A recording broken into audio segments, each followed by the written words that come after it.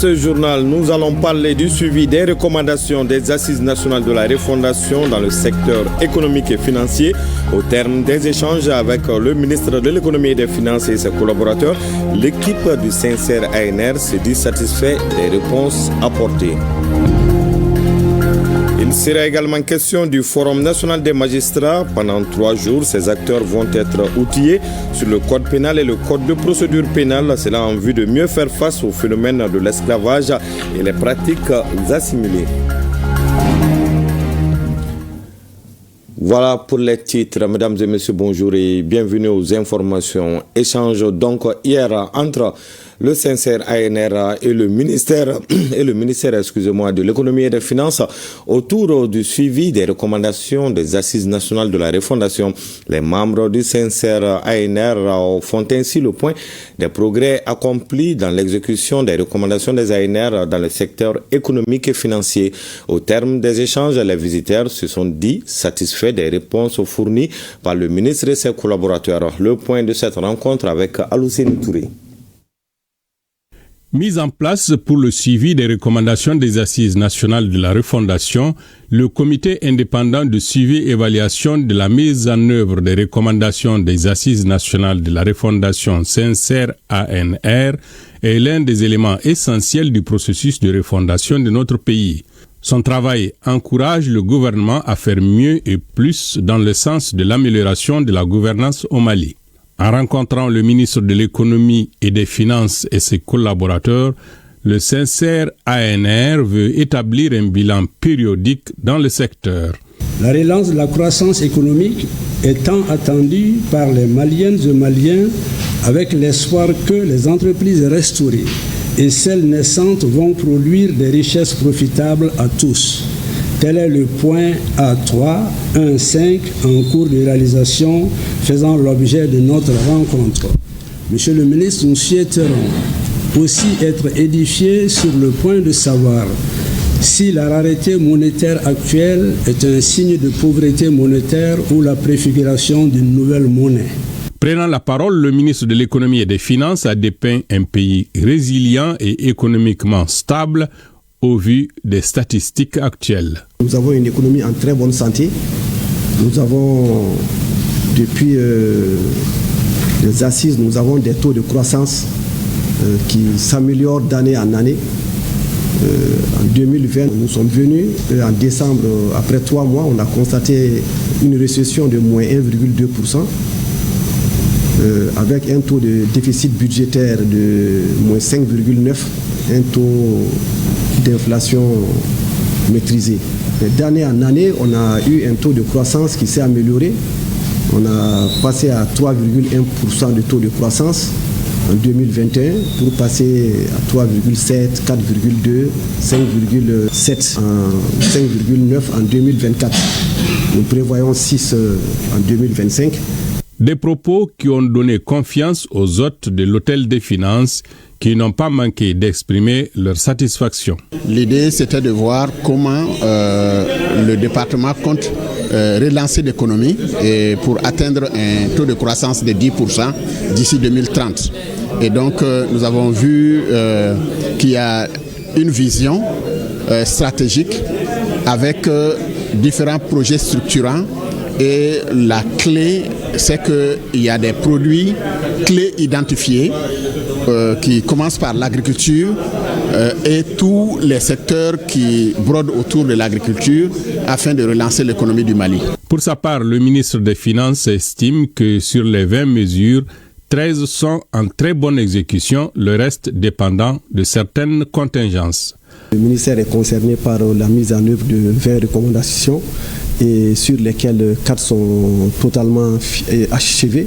Il y a 13 qui sont des recommandations et dont l'application est permanente, donc qui sont en cours d'application et dont les résultats sont permanemment là, et parmi lesquels toutes les choses qui sont en lien avec l'efficacité de la dépense, avec l'amélioration des recettes budgétaires, avec un contrôle accru de la bonne gouvernance, la redevabilité. Donc toutes ces questions-là qui sont autour de 13 points de recommandation sont régulièrement mises en œuvre. Il y a 3 donc recommandations qui connaissent quelques difficultés parce qu'ils sont liés à une implication vision forte de plusieurs secteurs, plusieurs départements. La vision Mali 2063, Mali Kouragna Sraka Ben Samba Flani Biwani Savama et la stratégie nationale pour l'émergence et le développement durable 2024-2033 ont été bâtis donc sur la base donc de l'existant, sur la base d'une bonne revue documentaire et également sur la base donc des atouts que le Mali a aujourd'hui et sur toutes les orientations qui ont été données à partir des trois principes édictés dans la Constitution. Les membres du CNCR ANR qui ont déjà rendu visite à d'autres acteurs poursuivent dans cette dynamique pour contribuer à asseoir le processus de refondation voulu et demandé par les Maliens. Je vous le disais dans le titre, le Forum des magistrats regroupe les acteurs de la justice ici à Bamako. Pendant 3 jours, ils vont être outillés sur le code pénal et le code de procédure pénale. Le thème retenu pour ce forum est le code pénal et le code de procédure pénale. Texte sur l'organisation judiciaire avec un focus sur l'esclavage et les pratiques assimilées, la traite des personnes et le trafic des migrants. Les détails avec Boubacar Bablintouri. Le département en charge de la justice et son partenaire OIT, Organisation internationale du travail, dans une dynamique de renforcement des capacités des acteurs de la justice sur les textes des nouveaux codes pénals et codes de procédure pénale. Des textes qui permettront à ces défenseurs des droits de l'homme de mieux lutter contre un certain nombre de phénomènes, ceux de l'esclavage et les pratiques assimilées. C'est à la faveur du Forum des magistrats. À l'instar de cet important forum qui nous réunit ce jour, l'OIT a atteint, entre autres, les résultats ci-après. Accompagnement du gouvernement du Mali à criminaliser l'esclavage dans sa constitution du 22 juillet 2023.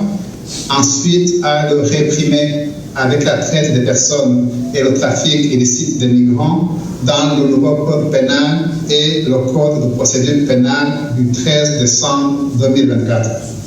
Financé par l'ambassade des États-Unis au Mali, le thème retenu est Code pénal et Code de procédure pénale, texte sur l'organisation judiciaire avec un focus sur l'esclavage et les pratiques assimilées, la traite des personnes et le trafic des migrants. La lutte contre l'esclavage et la traite des êtres humains n'est pas seulement un défi juridique ou institutionnel, c'est un impératif moral. Cette lutte demande les efforts collectifs des gouvernements, des organisations internationales et la société civile et des individus. Cet atelier est l'occasion de réfléchir ensemble aux enjeux spécifiques auxquels nous sommes confrontés, de partager nos meilleures pratiques et de renforcer notre collaboration avec la société pour réprimer, afin de bouter hors de notre pays ces pratiques inhumaines, cruelles et dégradantes liées à l'esclavage, à la traite des personnes et au trafic des migrants. Ce forum qui regroupe les magistrats, les acteurs de la justice et les défenseurs des droits de l'homme va durer 3 jours. La sécurité reste un aspect important de la réussite de la Biennale Tombouctou 2025. C'est pourquoi les autorités régionales s'emploient à la sécurisation de la ville. Le gouverneur de la région vient de visiter un checkpoint construit sur fonds propres du gouvernorat à plus de 38 millions de francs CFA. Il constitue une première d'une série de 7 prévues dans le cadre du maillage sécuritaire de la ville. Les précisions avec Idrissa Ngoulou Sissoukou. En prélude à la Biennale 2025, la région de Tombouctou se prépare sur le plan sécuritaire. En effet, le gouverneur de la région vient de visiter un checkpoint des FAMA érigé à la sortie de la ville sur la route de Gundam. Ce point de défense constitue la première d'une série de 7 prévus pour un maillage sécuritaire complet des alentours de la ville de Tombouctou. Ce checkpoint est constitué de 3 miradors avec toutes les commodités à l'intérieur. La réalisation d'une telle infrastructure nous réconforte, nous rassure davantage dans le domaine de la sécurité de nos communautés et leurs biens. Et ce checkpoint ici, en réalité, c'est au-delà de la commune urbaine, c'est sur le territoire de la commune de Alafia. Il faut être vigilant. En tout cas, nous remercions nos hautes autorités pour la réalisation de ce checkpoint ici. Le nouveau checkpoint participe pleinement à la sécurisation de la ville de Tombouctou. Vous avez remarqué que la ville s'agrandit. Il y a la nouvelle gare routière qui était au-delà du checkpoint. Donc il fallait penser à sécuriser cette gare routière, mais aussi avec l'événement qu'on attend, la biennale artistique et culturelle, nous devons continuer à renforcer le dispositif sécuritaire tout autour de la ville pour continuer à sécuriser la ville, garantir la libre circulation des personnes et de leurs biens. Il a été réalisé grâce au concours du gouverneur de la région de Tombouctou. Le gouverneur de la région a salué l'engagement des plus hautes autorités et salué les FAMA pour leur sacrifice au quotidien pour la sécurisation des personnes et de leurs biens dans la région. Ce nouveau checkpoint, il faut le dire, a été conçu par les FAMA. La conception a été faite par les FAMA. On se rend compte que ce checkpoint répond aux normes de défense et d'attaque. Autrement dit, ce checkpoint est en mesure de se défendre pendant un bon moment. Et il a coûté au budget régional un montant de 38 millions de francs CFA. Nous devons en réaliser encore. Je profite de cette occasion pour remercier les autorités de la transition, aussi pour remercier et féliciter les FAMA dans la région de Tombouctou sous le commandement engagé et patriotique des colonels Sédou Niangano. Nous allons aussi faire la biennale artistique et culturelle Tombouctou 2025 grâce à l'engagement et aux efforts des autorités de la transition et grâce bien entendu au sacrifice des femmes. Dans les jours à venir, les autres composantes des forces de défense et de sécurité rejoindront le site pour plus de sécurisation. En 13e région, la population soutient les efforts de la transition et salue l'initiative de la création de la Confédération et surtout de l'hymne, un chant fédérateur que 2 enfants de la ville de Dioïla, Assetou Modibo Mariko et sa petite sœur Fatmata Modibo Mariko ont déjà appris à leur rencontre avec Moustapha Doumbia et Alassane Sangari. Hommage au peuple du Sahel, héritier des grands empires, porteur d'un temps nouveau. L'hymne de la Confédération des États du Sahel, entonné par des enfants du Baninko, 2 filles de la ville de Dioïla, qui manifestent ainsi leur soutien à l'initiative des autorités de l'AES, Alliance des États du Sahel. Les 3 couplets et 2 refrains de Sahel Benkan sont bien maîtrisés par Assetou Modibo Mariko et sa sœur Fatoumata Modibo Mariko. Un jour, ma mère regardait son téléphone et j'ai attendu, elle s'entraînait à chanter l'hymne de l'AES. Et moi, je lui ai dit que moi aussi je vais m'entraîner et ma petite sœur est venue pour s'entraîner à le faire aussi. Peuple de l'AES, intrépide et souverain, par le verbe et par les âmes, brise les chaînes qui te tiennent pour que tes richesses se reviennent. Et que scintille l'esprit fertile de l'Afrique. J'aime cette confédération parce que je veux que toute l'Afrique soit réunie comme un seul pays. Les 2 enfants âgés de 12 et 7 ans montrent la voie à suivre par la jeunesse pour que l'AES demeure un signal fort pour cette jeunesse, mais aussi pour tous les citoyens de l'AES. Nous sommes tous déterminés, résilients et unis pour que l'AES demeure. Les parents aussi doivent s'entraîner.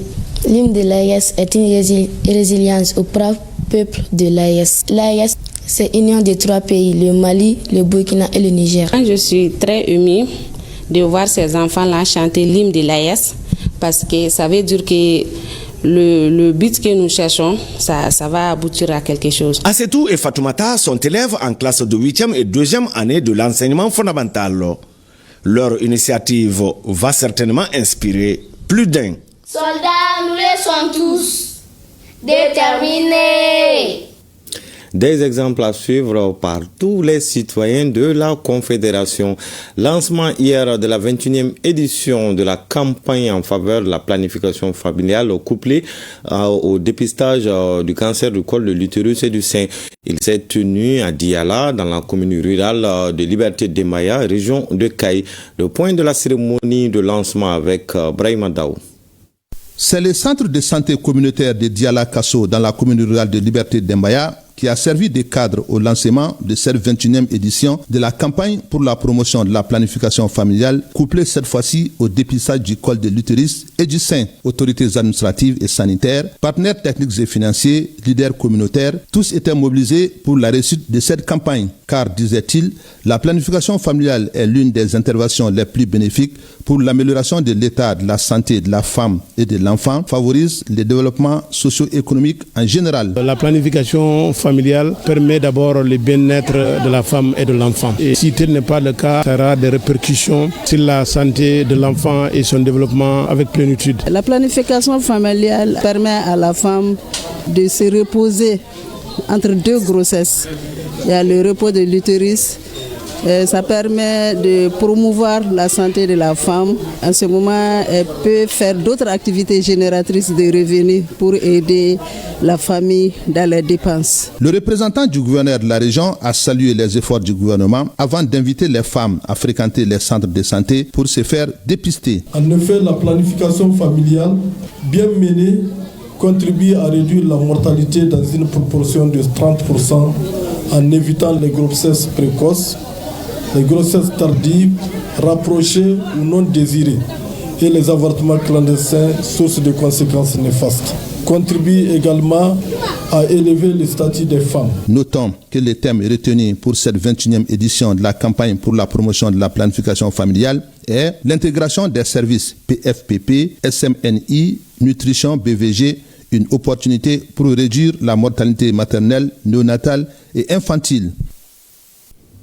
À Koutiala, les confessions religieuses et l'association des géomanciens et astrologues se sont donné la main pour une prière collective et d'autres actes d'adoration pour le Mali. L'objectif est d'implorer Dieu pour une bonne pluviométrie, une nation apaisée et prospère. On en sait plus avec Brahima Kone et Amadou Dolo.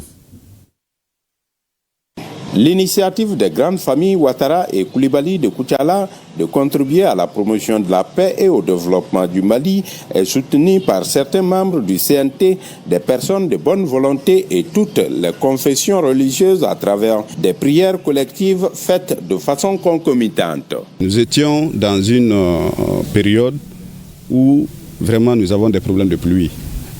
Nous nous sommes réunis pour prier pour que nous ayons une très bonne pluviométrie cette année et pour booster la campagne agricole. Ensuite, nous avons prié pour la stabilité du pays et ensemble, nous avons prié pour le retour de la paix dans notre pays. Nous avons prié pour les autorités de notre pays aussi, qui sont en train de travailler nuit et jour pour notre confort. Comme on peut le constater à la grande mosquée de Koutiala, les fidèles musulmans ont imploré Dieu pour un Mali émergent à travers une lecture du Saint-Coran et des invocations. Un exercice religieux dirigé par l'imam Moussa Dambélé sous l'égide de l'administration.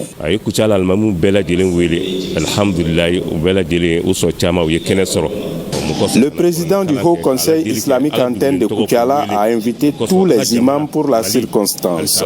Nous gardons l'habitude de lire le Coran, de faire des invocations pour que Dieu puisse promouvoir les idéaux de nos autorités pour le grand bonheur du Mali. De l'autre côté de la ville, à la mission catholique, les fidèles chrétiens ont joué leur partition à travers une messe spéciale à laquelle certains membres du CNT ont assisté. Nous allons prier le bon Dieu qui nous a créés, qui est la source de la vraie paix. Toute vraie paix vient de Dieu. Ce n'est pas la paix des hommes qui est éphémère, qui va gérer notre pays, le Mali. Mais il faut que Dieu intervienne afin que notre pays puisse avoir la paix. Je demande à tous les Maliens de se donner la main dans la convivialité pour construire ce beau pays que nos ancêtres nous ont laissé. Assangan Sokourani chez Bekaï Sogoba, président de l'association des géomanciens et astrologues de Koutiala, les prestidigitataires ont fait parler leur cœur, bien sûr avec le soutien de la commission d'organisation en immolant 2 bœufs. Un blanc et un noir. C'est une question de symbolique ici. Nous voulons à travers le bœuf noir repousser tout ce qui a angoisse, tristesse, désolation, deuil, tout ce qui est pisco, tout ce qui est terreur. Nous avons égorgé un bœuf blanc pour attirer tout ce qui est joie, gaieté, bonheur, satisfaction, rehaussement du Mali, d'éclat du Mali. Je suis tout ému et heureux de constater que l'ensemble des populations de toutes les confessions vraiment sont mobilisées. Je leur dis merci et je leur demande de continuer à prier pour que vraiment Dieu puisse avoir pitié de notre pays, nous épargner des catastrophes naturelles qui sont souvent surtout contre les inondations. En plus des invocations, des prières et autres actes d'adoration, les confessions religieuses ainsi que l'association des géomanciens et astrologues de Koutiala ont fait des bénédictions pour le Mali. Au Mali, le contrat de travail reste un document souvent signé sans réelle compréhension de ses implications. Pourtant, il détermine les droits et les obligations de l'employeur comme du salarié. Que dit la loi malienne sur la nature et l'objet d'un contrat de travail? Quels sont les pièges à éviter avant de signer? Dans ce reportage, Maître Gakou nous éclaire sur les points essentiels à connaître pour mieux se protéger dans le monde professionnel. La chronique judiciaire, une signature de Garbou Pérou et Adaman Kamara. Dans toute relation de travail, qu'elle repose sur un accord écrit ou verbal, le contrat constitue le socle juridique. Il s'agit d'un engagement par lequel une personne met son activité à la disposition d'un employeur contre rémunération. Ces liens de subordination encadrés par le droit exigent clarté, transparence et protection. La loi de août 1992 portant le Code du travail au Mali, qui a été modifiée par 3 lois successives et qui définit le contrat de travail comme une convention par laquelle un salarié met son engagement professionnel contre rémunération au service d'un employeur sous l'autorité et la direction de cet employeur. Donc pour qu'il y ait contrat de travail, il faut qu'il y ait des conditions cumulatives. Il faut un lien de subordination, il faut qu'il y ait une rémunération et il faut qu'il y ait une activité qui est donnée par le salarié à l'employeur sous cette direction-là. S'il est possible de conclure un contrat de manière verbale, la rédaction d'un document écrit demeure fortement recommandée. Pour les salariés, c'est une garantie contre l'arbitraire et pour l'employeur, c'est un outil de gestion et de protection juridique. L'existence du contrat se justifie par la nécessité de preuve en cas de saisine des juridictions par la suite, en cas de licenciement, en cas de difficultés ultérieures qui surviennent. Il est important qu'il y ait un écrit. Le droit du travail reconnaît plusieurs formes de contrat. Chaque formule obéit à des règles en matière de durée, de renouvellement et de rupture. Il y a autant de contrats de travail qu'il peut y avoir d'activité. Dans n'importe quel domaine. En droit minier, il y a des contrats de travail. Dans le domaine de l'hydrocarbure, en matière de télécommunication, il y a autant d'objets de contrat qu'il y a d'activité. La fixation du salaire est en principe libre sous réserve du respect du traitement légal en vigueur. Quand un salarié vient avec des années d'expérience, avec des compétences qu'il a plus que d'autres, il peut négocier son contrat et essayer d'augmenter le montant de la rémunération. Voilà. Sachant que le SMIC, le salaire minimum d'insertion garanti au Mali est de 40 000. Donc en fonction du domaine d'activité et de la catégorie professionnelle, le contrat, la rémunération est négociée sur cette base-là. Un contrat de travail peut évoluer, mais quant à la rupture, elle obéit à des procédures. La modification peut venir des deux parties. Toutefois, pour que la modification soit légale, il faut qu'elle soit consentie. Il ne peut pas venir dire, bon, finalement, je modifie ton salaire. Ton salaire passe de tel montant à tel montant. Si c'est une augmentation, il n'y a pas de problème. Le salarié va accepter avec plaisir. Mais s'il s'agit d'une diminution, ce qui n'est même pas possible, ou d'un changement de lieu de travail, il y a une obligation d'obtenir le consentement du salarié. Autrement, on va qualifier cela d'un licenciement déguisé. La résiliation est évidemment possible puisqu'on ne peut pas rester engagé ad vitam aeternam. Mais les conditions de résiliation sont bien encadrées par la loi. Par exemple, parce que les contrats sont différents. Il y a différents types de contrats de travail. Pour un contrat de travail à durée déterminée, à la fin du terme, à l'arrivée du terme, à l'échéance, le contrat prend fin naturellement, sans autre condition, parce que durée déterminée. En s'agissant d'un contrat à durée indéterminée, si la rupture est à l'initiative de l'employeur, c'est-à-dire que la rupture est imputable à l'employeur, à ce moment-là, on parle de licenciement. Si la rupture est imputable au salarié, si c'est le salarié qui décide, bon, aujourd'hui, je ne me sens pas bien, je n'ai plus envie de travailler dans cette entreprise, dans ces conditions-là, à ce moment-là, on parle de démission.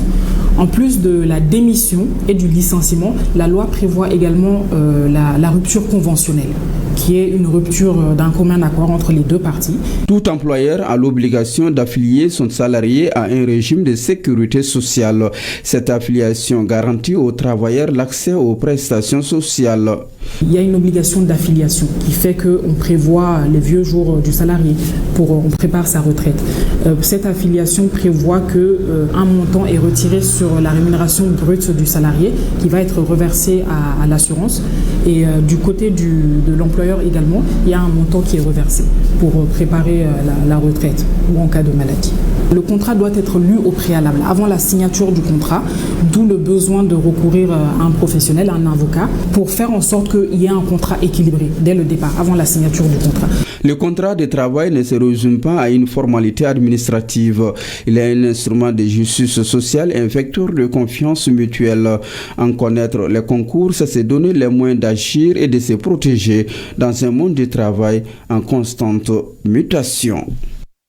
Et on espère que vous avez pris bonne note de ces explications, notamment les jeunes diplômés à la recherche d'un premier emploi. Voilà l'essentiel de l'actualité de la mi-journée à 20h. Vous avez rendez-vous avec Karidjatou Kone pour d'autres informations.